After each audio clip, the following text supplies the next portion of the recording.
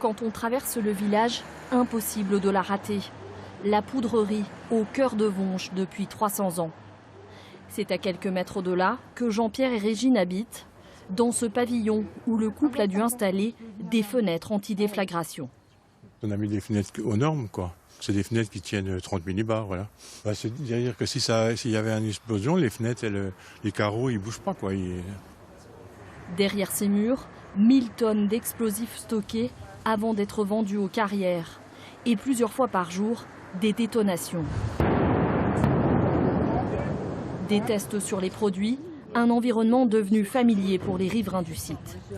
Quand on entend des booms, des fois on se dit ouais, ça a claqué fort aujourd'hui, hein, parce qu'on fait des essais. Hein. Mais bon, voilà. Hein. Bon, on sait qu'il y a ça à côté, le dépôt qui est là-bas au-dessus. Pour nous, c'est peu de nuisance. On y pense. Moi, j'y pense pas. Des sites surveillés par la préfecture qui organise chaque année des exercices, des simulations d'accidents.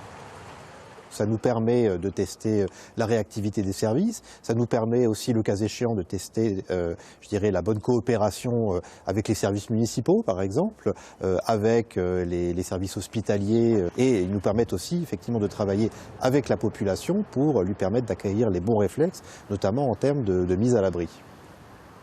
À Vonge, une dizaine d'accidents ont émaillé l'histoire de cette usine. Le plus dramatique d'entre eux a fait 10 victimes, 10 ouvriers tués le 8 janvier 1920.